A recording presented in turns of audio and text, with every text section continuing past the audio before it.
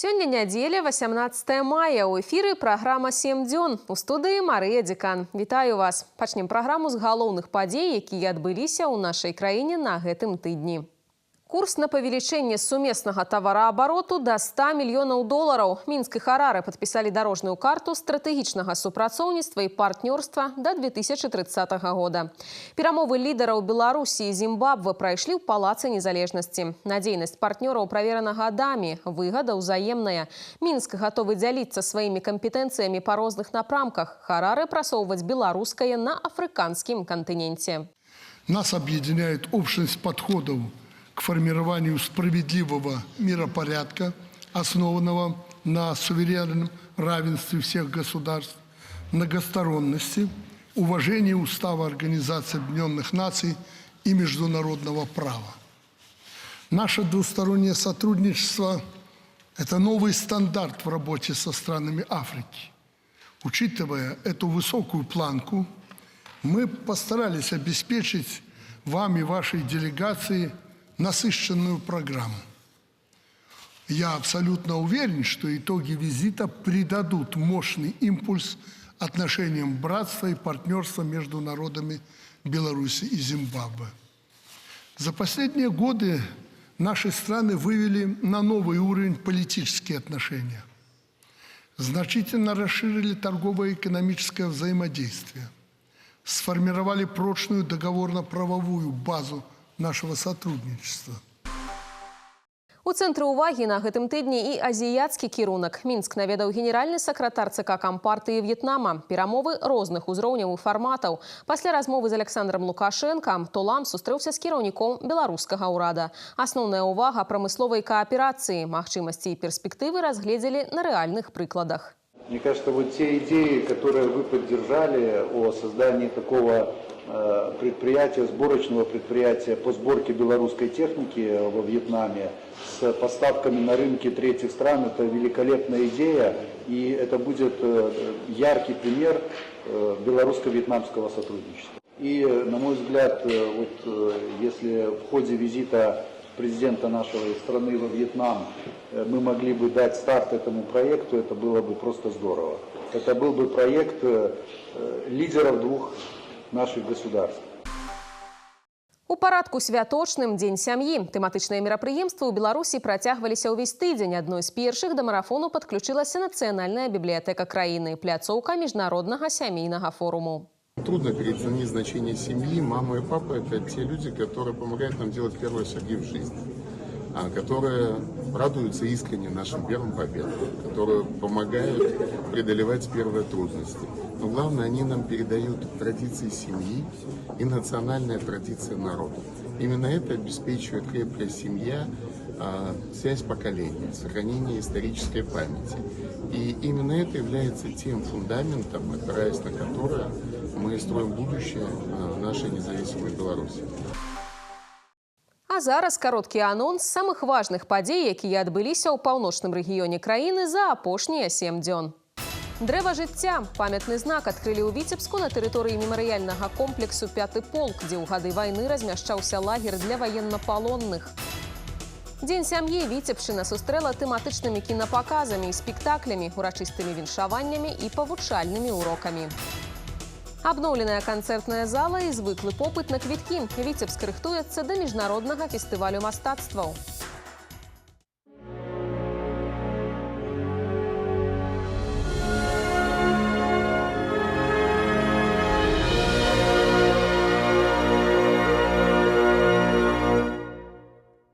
Дрэва жыцця. Памятны знак адкрылі ў Віцебску на тэрыторыі мемарыяльнага комплексу «Пяты полк», дзе ў гады вайны размяшчаўся лагер для ваеннапалонных.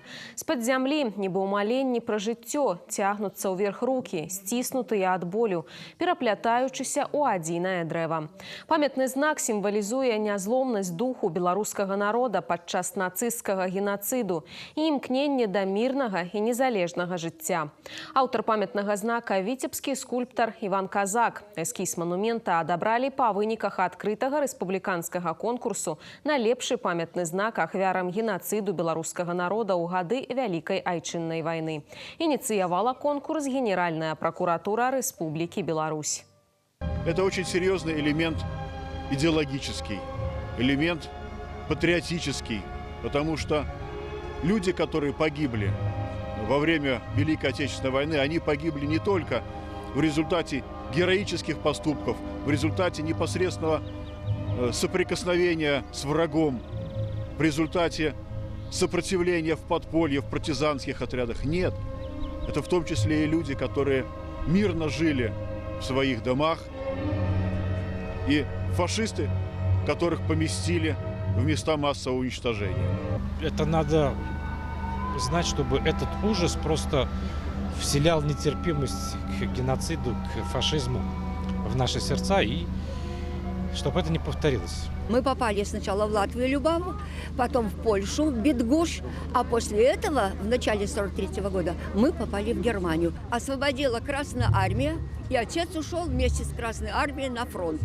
Это был его первый и последний бой. В композиции 3 отверстия пулевых, каждый третий белорус погиб у нас на этой земле в годы Великой Отечественной войны. Наши деды, прадеды, они отдали свою жизнь за наше светлое и мирное будущее, чтобы мы сейчас не боялись ничего и не знали на самом деле, что такое страшная война. В школе нас учат, как важно помнить, они проводят различные мероприятия на эту тему. Вынікамі расследавання крымінальнай справы на сённяшні дзень даказана, што на Віцебшчыне нямецка-фашысцкія захопнікі і іх памагатыя знішчылі ў тым ліку разам з жыхарамі 5595 вёсак. Лёс Хатыні ў паўночным рэгіёне падзялілі 170 населеных пунктаў. Помнік дрэва жыцця – гэта даніна памяці ўсім мірным жыхарам і ваенна-палонным, якія былі закатаваны і забіты фашыстамі. Сёння дрэвы жыцця ўстаноўлены у Гомелі, Брэсце, Гродні і Віцебску. Падзякаваць гераіням ваеннага і мірнага часу. На ўрачыстасцях Чырвонага крыжа ушанавалі сясцёр міласэрнасці. Іх праца надзвычай цяжкая, як фізічна, так і маральна. Клопат пра пажылых, адзінокіх, цяжка хворых. Самаадданая дапамога іншым у аснове іх высакароднай місіі, якая застаецца непарушнай на працягу дзесяцігоддзяў.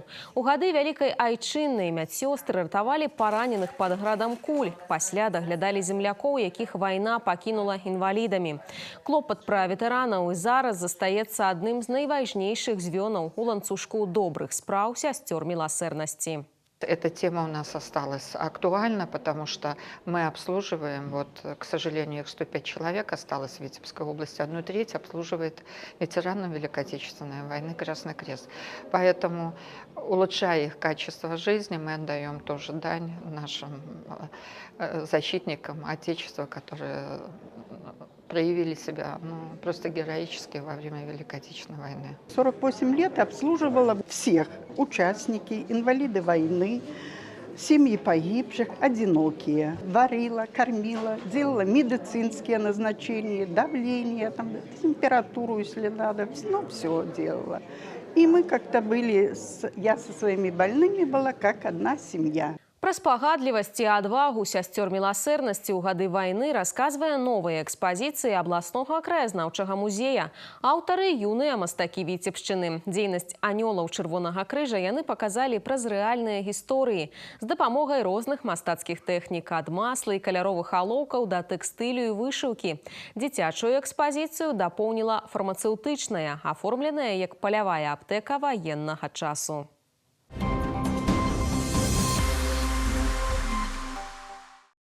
Дзень сям'і адзначылі ў Беларусі на гэтым тыдні. Сямейныя каштоўнасці – аснова любога грамадства.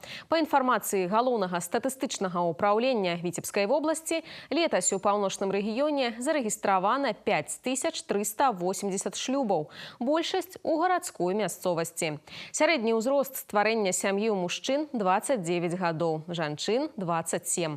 У гэтым жа ўзросце па статыстыцы жыхаркі Віцебскай вобласці нараджаюць першае дзіця.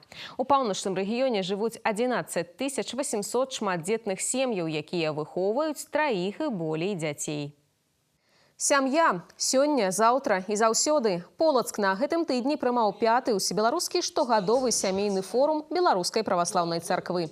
Сёлета яго тэма – умацаванне сучаснай беларускай сям'і, прыклад святых сужэнстваў Белай Русі. У праграме дыялогавыя пляцоўкі, секцыя тэматычных дакладаў, практыкум для супрацоўнікаў цэнтраў дружалюбных падлеткам, экскурсіі па Сафійскім саборы і Спаса Еўфрасініўскім манастыры, сустрэча з ігуменняй. Наше время делает столько вызовов. Именно вызов на то, чтобы разрушить семью. Разрушая семью, разрушается малая домашняя церковь, уничтожается духовность, и такое общество лишается всякой перспективы. И мы с вами должны сегодня, прежде всего, создать площадку для общения, обратить наше внимание к нашим традиционным ценностям, возвращение к нашим корням. Сейчас остро стоит вопрос укрепления семейных союзов, потому что очень много разводов.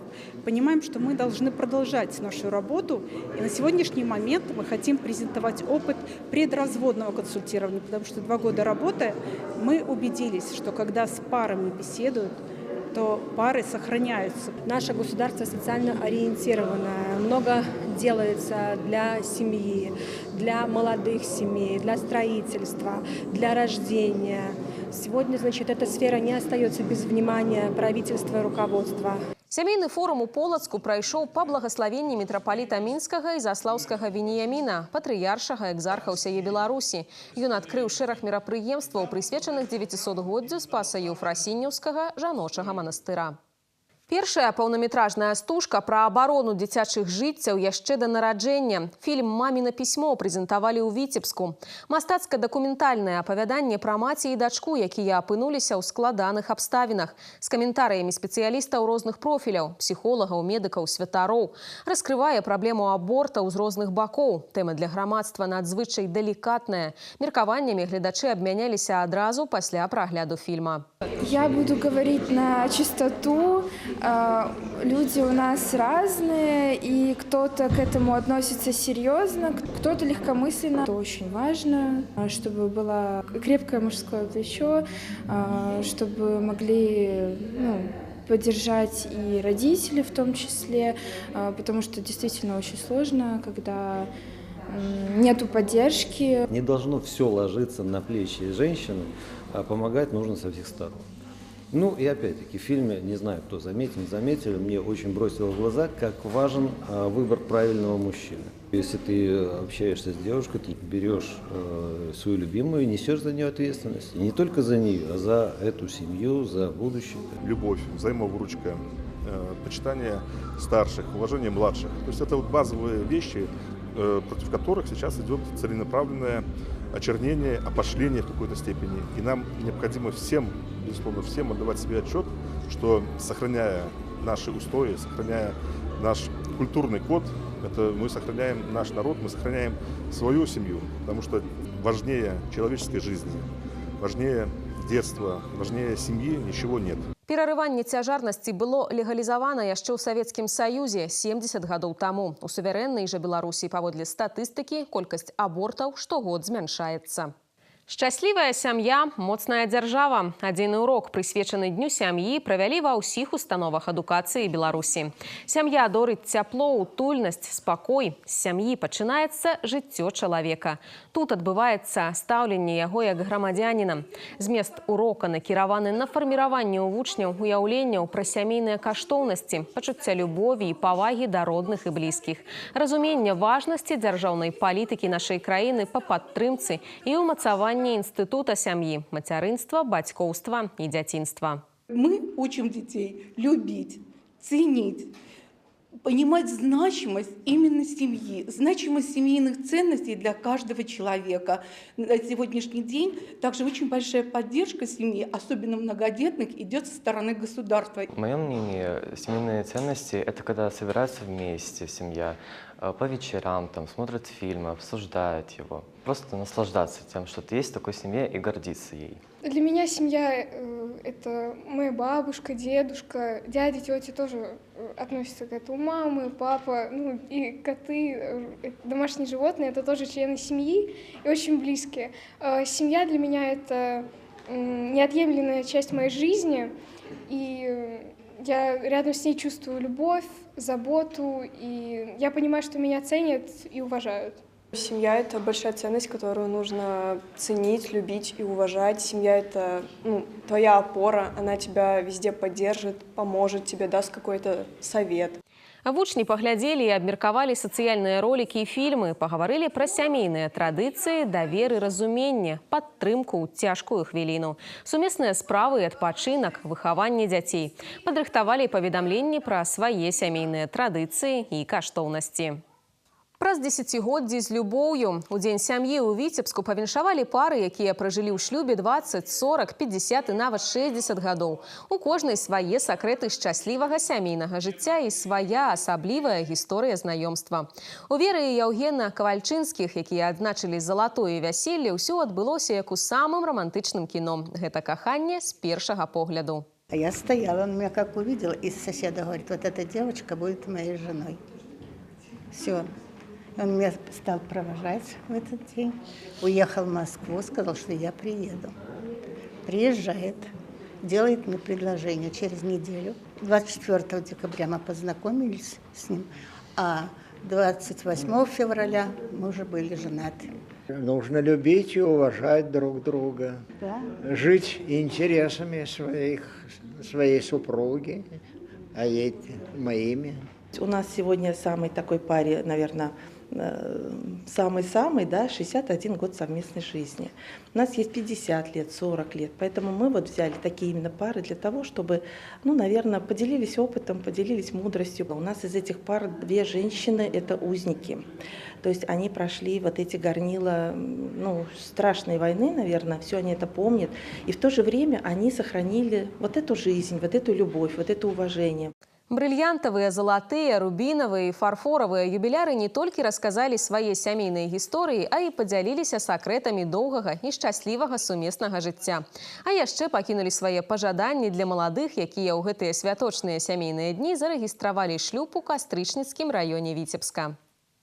З сэрца Францыі ў Беларусь. Ужо амаль 10 гадоў у Віцебску жыве інтэрнацыянальная сям'я Таццяны Баканавай і Іва Жаё. Пара пазнаёмілася за мяжой, але сваё сямейнае гняздзечка вырашыла звіць менавіта ў горадзе на Дзвіне. Пра каханне з французскім акцэнтам наш корэспандэнт Інна Падрэцкая. Дорогой, мои любимые кишлорен, спасибо. Как вкусно, как красиво. Сёння кішларэн, адкрыты пірог з мясам і гароднінай, адзін з любімых ласункаў у сям'і Таццяны Баканавай. Сакрэты французскай кухні жыхарцы Віцебска раскрыў яе муж Іў Жаё.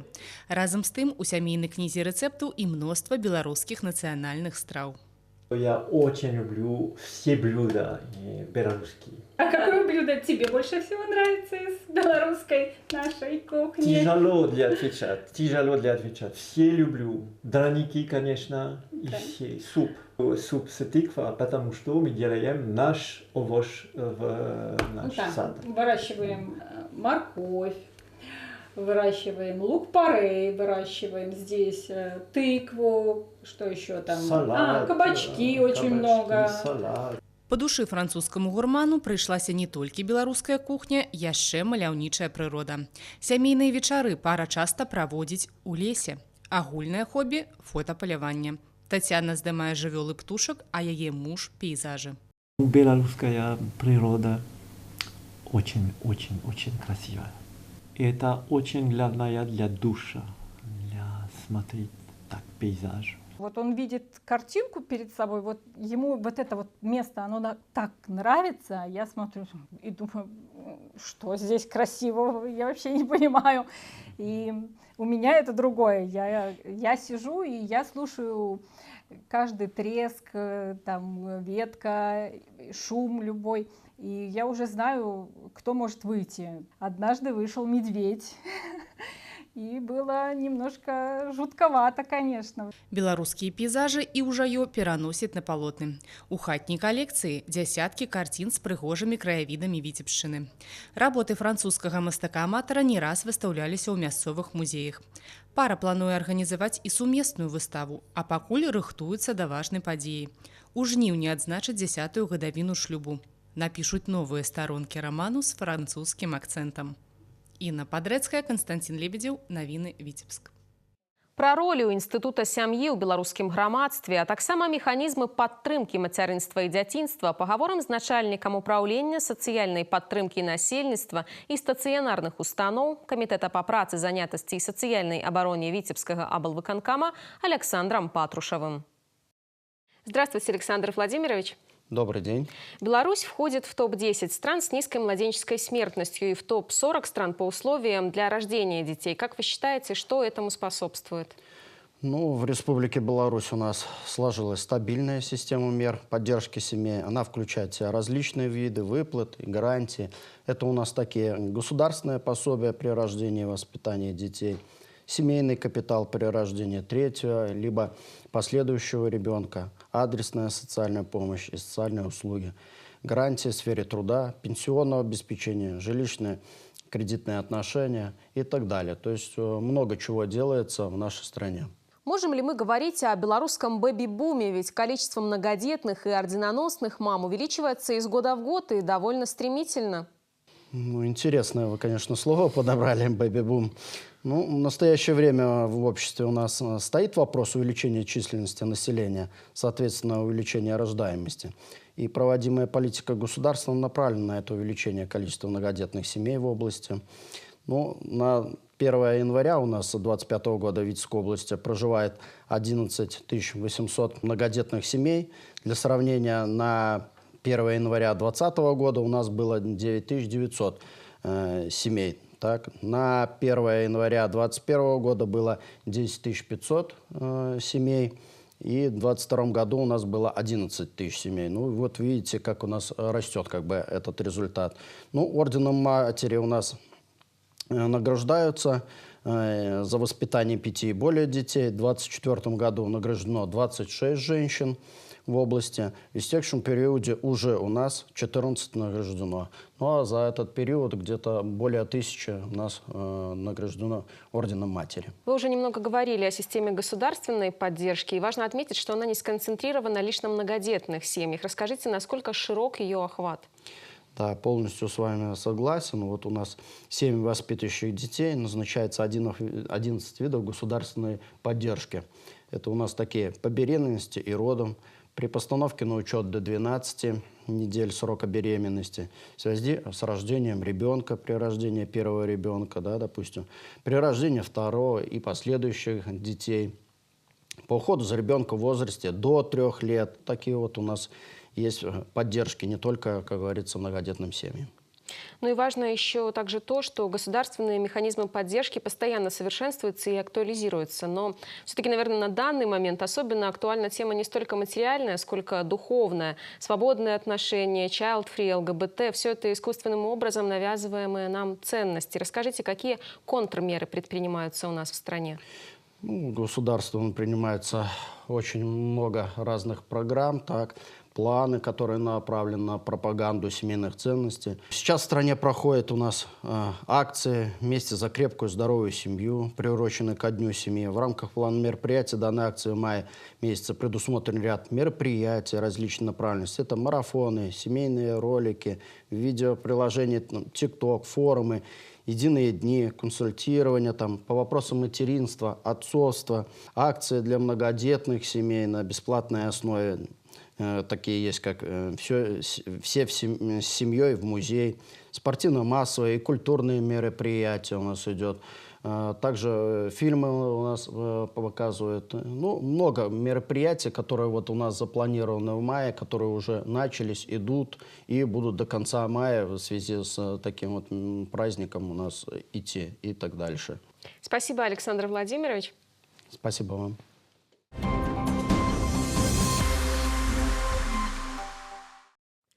Залічэнне дзяцей у першы клас сёлета пройдзе па новых правілах. Змяненні накіраваныя на павышэнне адкрытасці працэсу. Адна з навацый – перагляд мікрараёнаў, замацаваных за школамі. Прыярытэтнае права на паступленне маюць сем'і, якія жывуць на тэрыторыі, што адносіцца да навучальнай установы. Яны могуць падаваць дакументы з 12 чэрвеня. Тыя, хто не жыве ў вызначаным мікрараёне і хоча аддаць дзіця на свабоднае месца, павінны да 15 жніўня прыйсці на прыём да дырэктара дырэктара школы і падаць заяўку. Прыём дакументаў для іх пройдзе з 16 па 28 жніўня. Пры гэтым новаўвядзеннем стане таксама маніторынгавая табліца, якая будзе размешчана на сайтах устаноў адукацыі. У ёй у рэжыме рэальнага часу будзе адлюстравана дынаміка падачы дакументаў і колькасць свабодных месцаў. Вот этот новый механизм направлен на повышение прозрачности, скажем, поступления в первый класс и справедливости. То есть, когда родители будут видеть, что на сайте показана динамика приема документов, то есть им не надо лишний раз волноваться, создавать какие-то очереди, а можно эту всю работу упорядочить и провести эту вступительную кампанию в первый класс спокойно, без очередей, без ажиотажа. Для комфортного обучения созданы все условия, и я хочу подчеркнуть, и для родителей в том числе, что у нас везде, в любой школе, начальная школа очень сильная и дает необходимую подготовку детям. Поэтому вот мое, например, твердое убеждение, что лучшая школа – это та, которая находится рядом с домом. Сёлета ў паўночным рэгіёне ў першы клас пойдуць каля 11 тысяч дзяцей. Даведацца ўсю неабходную для паступлення інфармацыю можна на сайце устаноў адукацыі.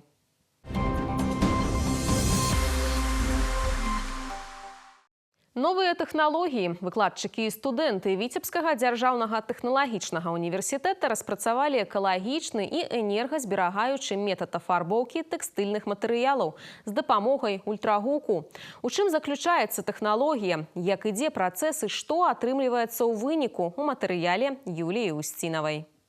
Безліч прыродных адценняў і ніякага чараўніцтва. Новую тэхналогію каларыравання дэманструюць першакурсніцы факультэта вытворчых тэхналогій. В качестве сырья мы взяли ольховые шишки. Изначально мы их взвесили на весах и сейчас поместили в ультразвуковую ванну для озвучивания лучшего выхода красильных веществ из сырья. У аснове фарбаў прыродныя матэрыялы, альховыя шышкі, як у нашым выпадку, таксама падыходзіць сок квашанай капусты, кара дуба, алоэ-вера і чырвоная рабіна. Пэўна, так дабаўлялі колер ніцям і нашы продкі, аднак без адпаведных дабавак натуральныя фарбы нястойкія. Удасканалены, нешкодны і, што немалаважна зараз, экалагічны спосаб пафарбаваць тэкстыль знайшлі спецыялісты кафедры экалогіі і хімічных тэхналогій. По прошествии 20 минут мы получили данный оттенок. По нашему опыту известно, что если мы продержали дольше, мы бы получили более темный и насыщенный цвет. Мяккія прыродныя каляровыя эфекты. Натуральныя фарбы не патрабуюць складанага тэхналагічнага абсталявання і не шкодзяць здароўю чалавека. У Віцебскім тэхналагічным эксперыментавалі на працягу года і распрацавалі метад афарбоўкі прыроднымі фарбамі з выкарыстаннем ультрагукавых ваннаў. Студенты работают буквально с первого курса в рамках научного кружка, который возглавляется доцентом кафедры Скобовой Натальей Викторовной. Они выполняют свои какие-то маленькие исследования, которые потом вырастают в большие научные проекты, защищают дипломы по тематикам исследований, проводимых на кафедре. Затем дипломные проекты, дипломные работы перерастают в магистерские диссертации, а магистерские диссертации в кандидатские диссертации. Ультрагукавыя ванны паскараюць інтэнсіўнасць фізіка-хімічных працэсаў, спрыяюць лепшаму колеру і большай трываласці матэрыялаў. З гэтым інавацыйным метадам шкоды экалогіі менш, а якасць фарбаў лепшая. Используемое сырье является полностью биоразлагаемое, оно возобновляемое, то есть каждый год мы можем его получать. Его можно использовать как в свежем виде, так и в сушеном, то есть его можно использовать круглый год. Плюс мы используем потенциал своей республики, то есть отечественное сырье, которое у нас есть в достаточном объеме, вот леса, поля, пожалуйста, любой ресурс можно использовать. Используются наземные, подземные части растений, соцветия, значит, плоды, могут использоваться даже отходы пищевой промышленности. Прыродныя адценні ў трэндзе, выкарыстоўваць ноу-хау у прамысловых маштабах наўрад ці атрымаецца. А вось у штучных дызайнерскіх работах актуальна. З дапамогай новай тэхналогіі афарбоўкі студэнты ВДТУ стварылі ўласную эксклюзіўную калекцыю сумак. Аксесуары прывабныя і экалагічныя. Юлія Устінава, Віктор Паўлаў, навіны Віцебск. Город расквітнее. Сёлета ў Віцебску высадзяць 1,5 мільёна кветак. Штогод спецыялісты Зелянбуда распрацоўваюць унікальныя планы па ўпрыгожванні абласнога цэнтра, якія значна адрозніваюцца ад папярэдніх. Гэты сезон не стаў выключэннем. Так, на плошчы Перамогі да 80-годдзя Вялікай Перамогі усталявалі арыгінальную кампазіцыю з каляровых каменьчыкаў. Прыемнай нечаканасцю для гараджан сталі незвычайныя карлікавыя бярозы на новай плошчы сцяга і герба. А клумбы каля летняга амфітэатра упрыгожаць у колеры славянскага базара ў Віцебску. Зараз работы па азеляненні ідуць на праспектах Маскоўскім і Фрунзе, а таксама на вуліцы Смаленскай. Пасадка дрэў працягваецца на вуліцы Світальнай. Усяго ў Віцебску сёлета плануюць высадзіць каля 4000 дрэў і кустоў.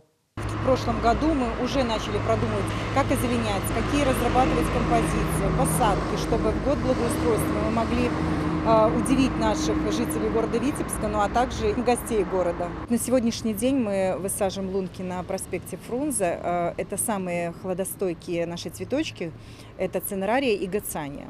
Так как погода внесла свои коррективы, поэтому это единственные два сорта, которые могут сейчас выдержать вот этот холод. Это еще только начало, потому что планы у нас в этом году посадить около 1,5 миллиона цветочной рассады. На сегодняшний день мы уже более 200 тысяч высадили. Асаблівы ўклад у добраўпарадкаванне горада ўносяць мясцовыя жыхары, дапамагаюць з пасадкай і падкормкай дрэў. Праполваюць і рыхляць глебу. Прычым не толькі падчас суботнікаў, а і па асабістай ініцыятыве.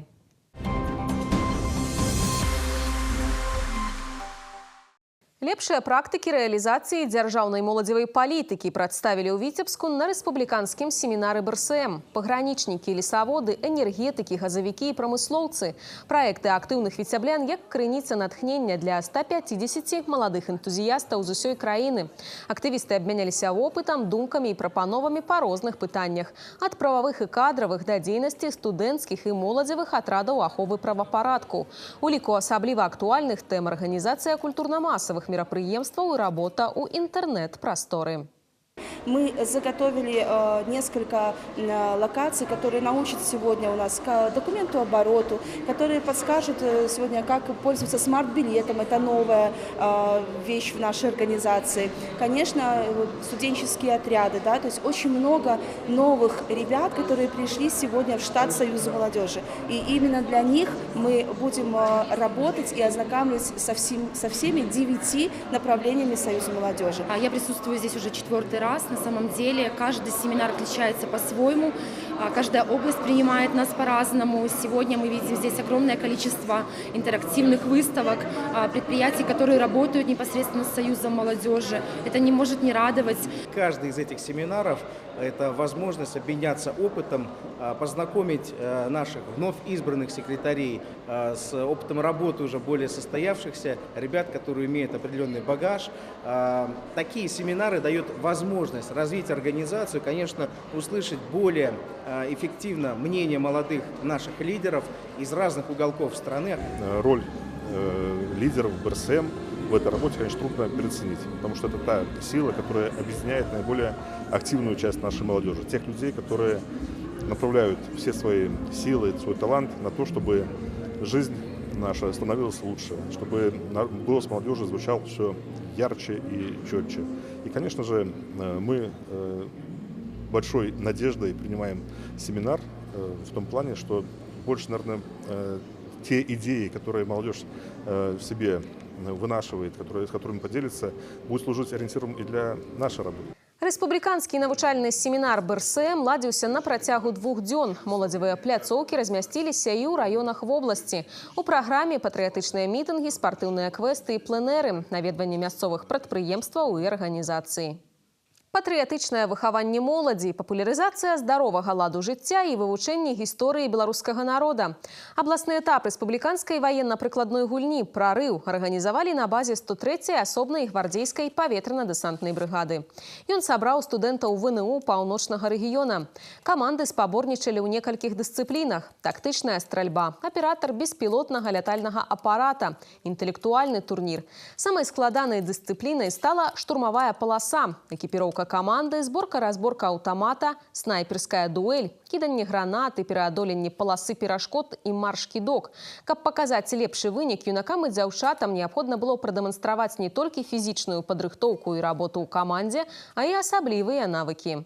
Самое сложное это было взаимодействовать с командой, так как данное мероприятие проходит в первый раз. Надо было подстраиваться под данный формат. Нам всем очень понравилось. Студенты могут попробовать себя в том, чтобы пострелять, пробежать данную полосу препятствий, узнать, готовы ли они к той же службе в армии. Самое энергозатратное, наверное, это было перетаскивание мешков, потому что мы совершили ошибку, и один положили неправильно, и в конечном итоге у нас все упали, и нам пришлось перекладывать.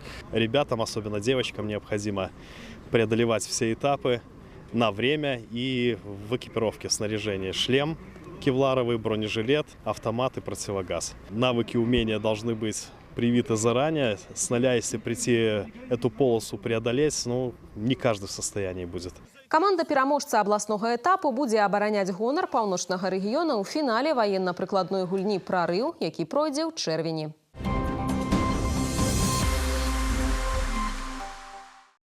Адразу 3 карпусы былой фабрыкі «Кім», плошчай больш за 13 000 квадратных метраў, прададзены з аўкцыёну. Будынак кандыцыянераў, фарбавальны цэх і 5-павярховую прыбудову набылі жыхары Віцебска. Сума здзелкі амаль 500 000 рублёў. У будучым тут магчыма размяшчэнне як аб'ектаў вытворчай дзейнасці, так і бытавога абслугоўвання насельніцтва. У цэлым красавік для камітэта дзяржмаёмасці аблвыканкама аказаўся самым выніковым за апошнія гады па продажы маёмасці, якая не выкарыстоўваецца. Самым дорогим объектом из проданных на аукционах с начала года стал комплекс объектов Витебского центра стандартизации и метрологии по улице Терешковой, 23. Цена продажи составила почти 800 000 рублей. Комплекс объектов включает в себя административно-бытовой корпус и материальный склад общей площадью более 2000 квадратных метров. Покупателем стало частное предприятие, которое расположено по соседству и будет использовать комплекс для расширения своей производственной деятельности. На ближайшее время комитетом назначено более 80 аукционов по продаже неиспользуемых объектов госимущества.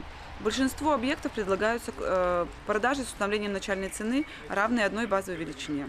Усяго з пачатку года камітэт дзяржмаёмасці правёў звыш 50 выніковых аўкцыёнаў. Гэта дазволіла не толькі папоўніць дзяржаўны бюджэт на суму 2,5 мільёна рублёў, а і задзейнічаць маёмасць, якая не выкарыстоўвалася ў развіцці рэгіёна. У Віцебску сёлета заменяць больш за 14 кіламетраў цеплавых сетак. Рэканструкцыя закране 16 аб'ектаў, на большасці з іх зараз вядуць будаўнічыя работы. Энергетыкі сумесна з падраднымі арганізацыямі працуюць на вуліцах Горкага, Баумана і Урыцкага. Маштабная будоўля ў самым разгары на вуліцы Новааршанскай. Праз яе праходзіць цеплавая магістраль абласнога цэнтра. Тут агульная працягласць новых цеплавых сетак складзе амаль кіламетр. Трубаправоды, у якіх скончыўся термин службы, специалисты заменят на сучасные. Новые трубы в предизолированном исполнении имеют больший нормативный срок службы. Это 30 лет против 25 лет у труб традиционной прокладки.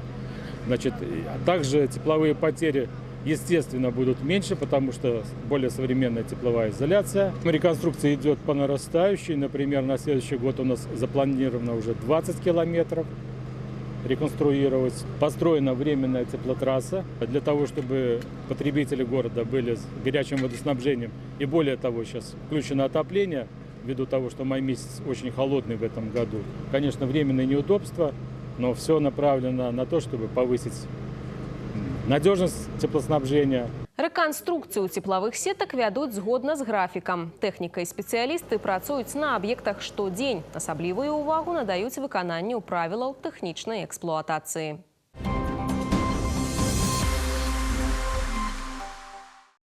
Жыццё Еўфрасіні Полацкай сярэдзіны 19 стагоддзя можна ўбачыць у Віцебскай абласной бібліятэцы.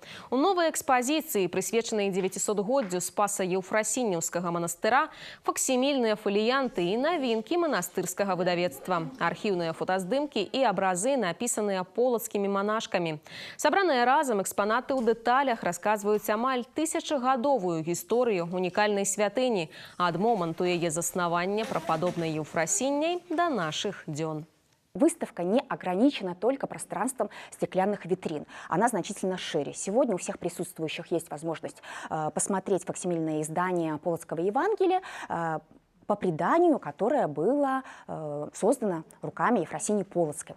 Также сегодня будет представлен мультимедийный ресурс. Отсканировав QR-код, можно узнать интересные факты о жизни святой Ефросинии Полоцкай. Яна, в прынцыпе, якраз і пачынала вось гэтую кніжнасць на беларускіх землях, але ад яе да нас дайшла і Спаса-Преображенская царква. Беларускія і расійскія рэстаўратары здолелі вызваліць 80% аўтэнтычных фрэсак 12 стагоддзя. Такога на беларускіх землях, у прынцыпе, і побач для храмаў 12 стагоддзя няма. Таму гэта наш гонар. Преподобная Ефросиния Полоцкая – это не просто историческая личность, а это живой голос христианской традиции. И я думаю, что каждый из тех, кто сюда приходит, он может почувствовать этот дух, почувствовать этот живой голос, услышать его и стать его частью. Пра захаванне і папулярызацыю спадчыны прападобнай Еўфрасіні Полацкай гаварылі за круглым сталом. Гісторыкі, прадстаўнікі духавенства і бібліятэчнай сістэмы абмеркавалі шляхі далейшага развіцця даследчай і асветніцкай дзейнасці. У чаканні Васільковага форуму горад працягвае падрыхтоўку да славянскага базару ў Віцебску. Міжнародны фестываль мастацтва сёлета пройдзе з 10 па 13 ліпеня. Зараз у культурнай сталіцы актыўна абнаўляюць сцэнічныя пляцоўкі, дапаўняюць фестывальную праграму. Фарміруецца валанцёрскі атрад. Пра апошнія навіны з васільковых палёў наш карэспандэнт Інна Падрэцкая. Напярэдадні галоўнай культурнай падзеі лета асаблівая ўвага пляцоўкам славянскага базару ў Віцебску. Адна з асноўных – канцэртная зала. Тут працягваецца маштабная рэканструкцыя, якая закранула галоўную сцэну і блізкія да яе памяшканні. В данный момент у нас происходит монтаж сценического оборудования, которое должно быть установлено по проекту. То есть все пульты управления лебедками уже установлены. И сейчас идет монтаж сценических подъемов, софитных подъемов. Значит, практически осталось до загрузку сделать с контрагрузов и производить наладку. Праграма музычнага форуму яшчэ дапаўняецца, але афіша ўжо абяцае шмат цікавых мерапрыемстваў. На асобныя праекты білеты раскуплены. Асаблівай папулярнасцю карыстаюцца канцэрты адкрыцця і закрыцця, дарослыя і дзіцячыя музычныя конкурсы. Самое главное – это наши два конкурса. Мы уже очень-очень сильно готовимся. И президентский оркестр, и оркестр Михаила Яковлевича Финберга уже готовят аранжировки, работают напрямую с конкурсантами, продумывают, потому что очень многие конкурсанты, вне зависимости от тематики, славянский хит, мультики или мировой хит, вставляют в аранжировки свои национальные колориты. Это действительно, вот, наверное, та главная цель, с которой проходит славянский базар – обогатить культуру наших стран, которые участвуют в славянском базаре, и, конечно, показать зрителю настоящее шоу. Штогод славянскі базар у Віцебску збірае дзесяткі тысяч удзельнікаў і гасцей. Дапамагаць асноўным арганізацыйным службам па традыцыі будзе валанцёрскі атрад. Сёлета колькасць добраахвотнікаў вырашылі павялічыць да сотні, бо на форуме з'явіцца новая пляцоўка – Віцебскі цэнтральны спартыўны комплекс. Тут пройдуць 4 канцэрты – сольны і зборныя. Жыхары горада на Дзвяне з нецярпеннем чакаюць васільковыя дні. Я жду этого дня, потому что фестиваль – это радость, это настроение, это васильки, это праздник. Бывает так, что идешь на работу, а ночью на концерт и высыпаешься. Славянский базар – это, в принципе, оживление города. Вот. Максимально красочная атмосфера, максимально много людей, максимально весело, максимально классно. Вот. Концерты потрясающие у нас проходят. Поэтому, конечно, буду присутствовать в этом году. Славянский базар – это всегда абсолютно другой Витебск, абсолютно живой, движовый. Это всегда много людей, много разных мероприятий. Всегда стараемся участвовать, гулять по максимуму. Падчас славянскага базару ў Віцебску горад штогод ператвараецца ў адну вялікую фестывальную пляцоўку. Плошчы, скверы, маленькія дворыкі. Кожная лакацыя напаўняецца творчасцю. Інна Падрэцкая, Константин Лебедзеў, навіны Віцебск.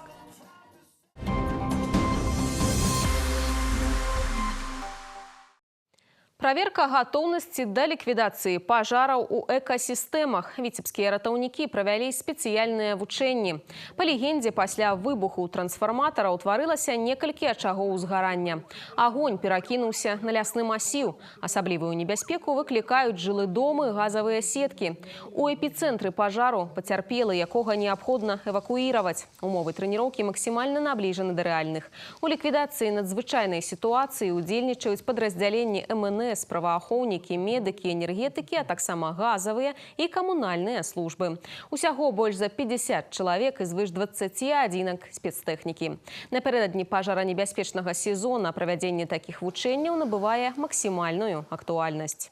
Каждый год мы сталкиваемся с такими ситуациями. К сожалению, на территории республики, области есть факты гибели людей, травмирования людей в результате таких чрезвычайных ситуаций. Но хочу отметить, что в последние годы произошло значительное снижение таких пожаров, таких чрезвычайных ситуаций.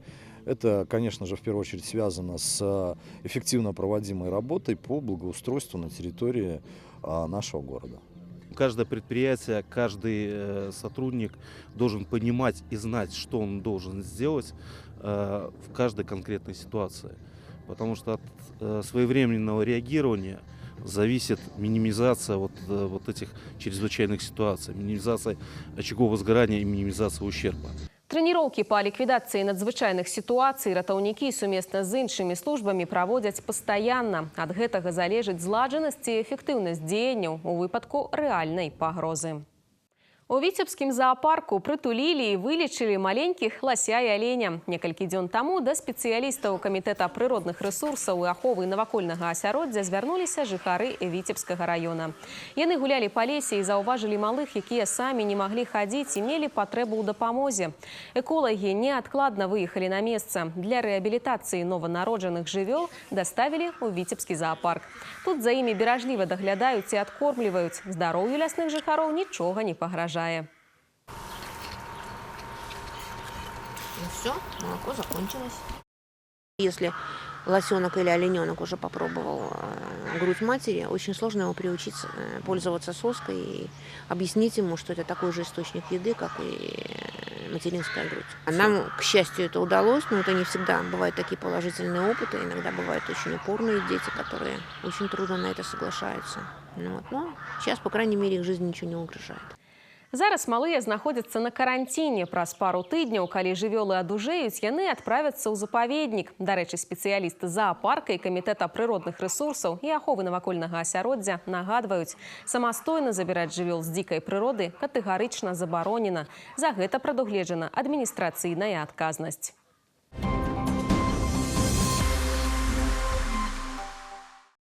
Знаёмства з гісторыяй горада, дэгустацыя і разнастайныя спаборніцтвы. Спартыўна-культурны фестываль «Вытокі» сёлета прымуць паставы. Ён пройдзе 5-7 чэрвеня. Мастацкі інтэрактыў, паказ фільма «Пад адкрытым небам» і магчымасць наведаць розныя турыстычныя аб'екты раёна. Для гасцей і жыхароў паўночнага рэгіёна арганізатары падрыхтавалі шмат цікавых актыўнасцяў. Інтэлектуальны турнір, спартыўна-гістарычны квест, музычнае шоу. Спаборніцтвы ў дзясятках відаў спорту і маштабная культурная праграма.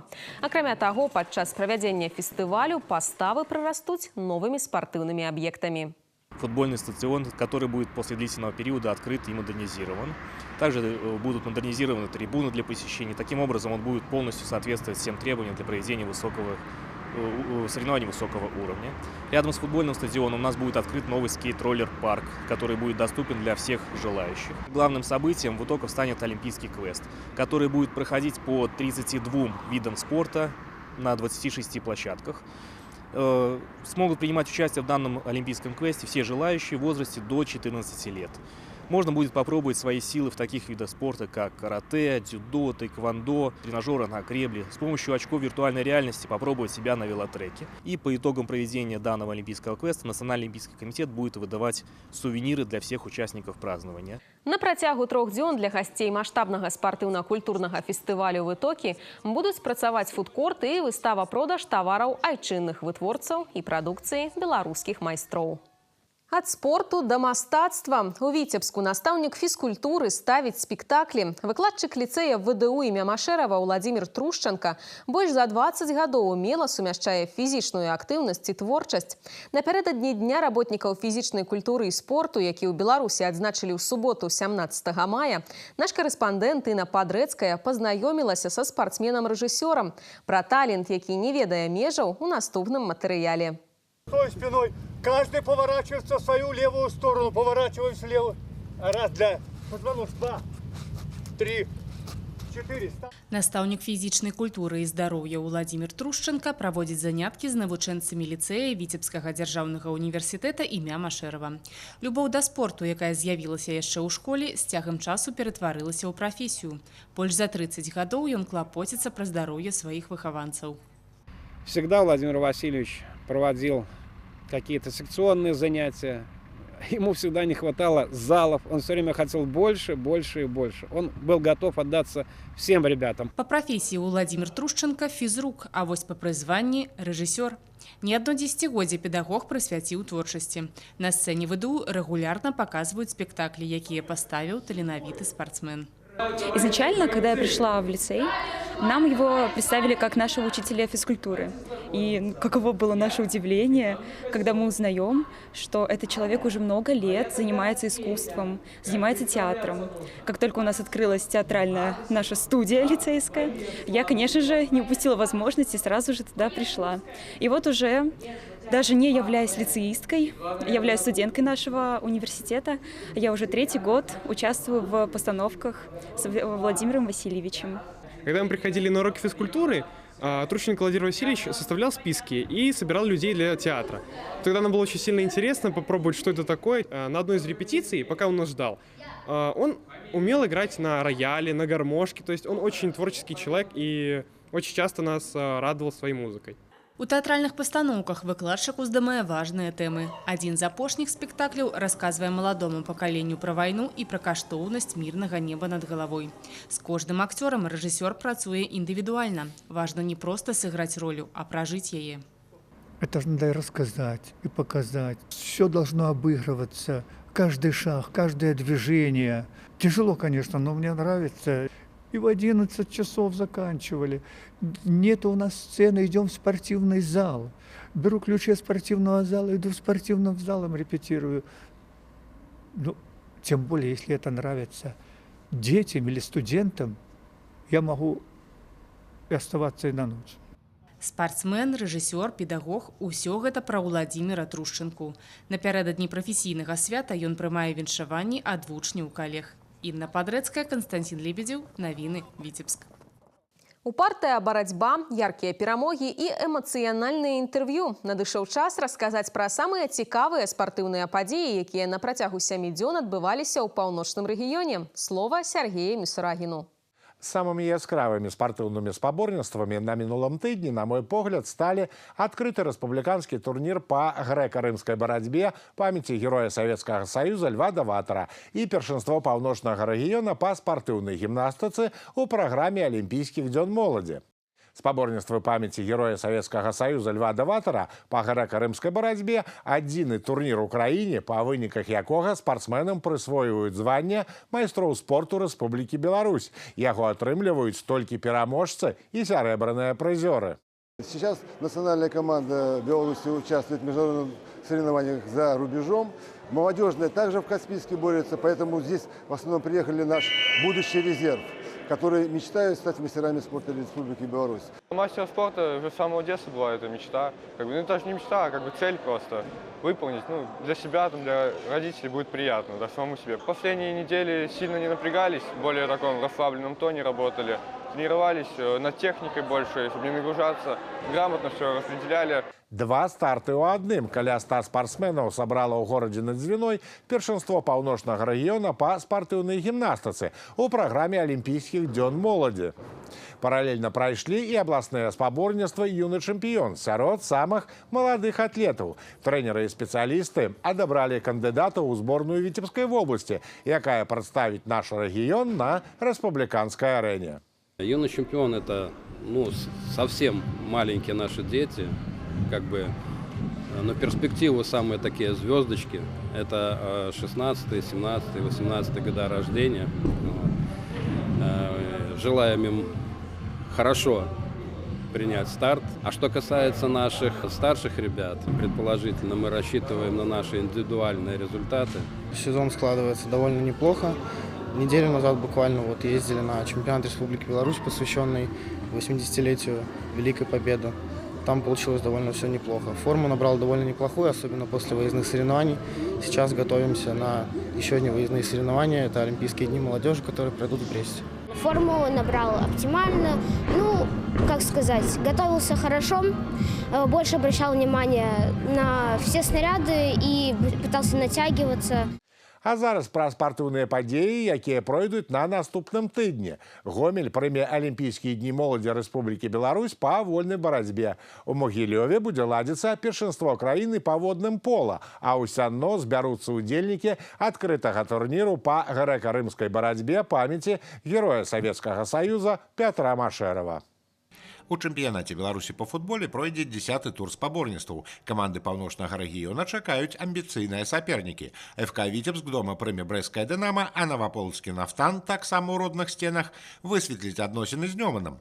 Брэстаўчане знаходзяцца ў лідзіруючай тройцы, гродзенцы пакуль займаюць нязвыклае для сябе 12-е месца. Рушым далей. Да гульнявых відаў спорту далучым і адкрытае першынство Беларусі па водным пола, мяч на вадзе. Спаборніцтвы 20 мая прыме Магілёў. Цяпер да іншых тэм. 2 старты на наступным тыдні пройдуць у Гомелі. У панядзелак тут стартуюць Алімпійскія дні моладзі па вольнай барацьбе і першынство Рэспублікі Беларусь па боксе. У абодвух дысцыплінах спартсмены Віцебскай вобласці будуць прэтэндаваць на медалёвы п'едэстал. І ў працяг тэмы 23 мая ў Барановічах запланаваны фінал юнацкай лігі боксу. Атлеты Прадвінскага краю аспрэчаць лідарства з камандай Брэсцкай вобласці. А тым часам у горадзе над Бугам будуць ладзіцца Алімпійскія дні моладзі па цяжкай атлетыцы. Спрэчку за ўзнагароды павядуць юнакі і дзяўчаты 2008 года нараджэння і малодшыя за іх спартсмены. Што да абласных спаборніцтваў, то 23 мая ў Сянно пачнецца 27-й адкрыты турнір па грэка-рымскай барацьбе памяці героя Савецкага Саюза Пятра Міроновича Машэрава. Арганізатары мяркуюць сабраць прадстаўнічы састав удзельнікаў. У Віцебску пройдзе абласная спартакіяда па плаванні і папярэдні этап першынства паўночнага рэгіёна па футболе сярод дзіцяча-юнацкіх спартыўных школ.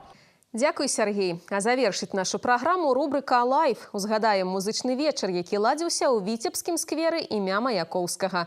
Рознажанравыя творчыя праграмы будуць праходзіць там да канца чэрвеня. А я на гэтым развітваюся з вамі. Убачымся ў наступную нядзелю на тэлеканале «Беларусь-4 Віцебск» у інфармацыйнай праграме «7 дзён».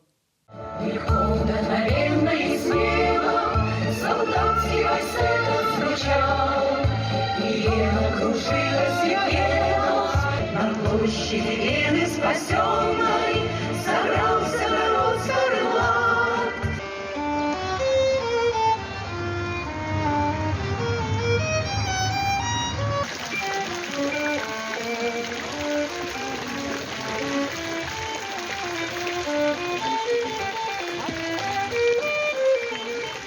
Я из Витебска, где сквозь тлен старый Пен берет меня в плен. Хоть осенних ветров торжество над забытой могилой его. Я из Витебска.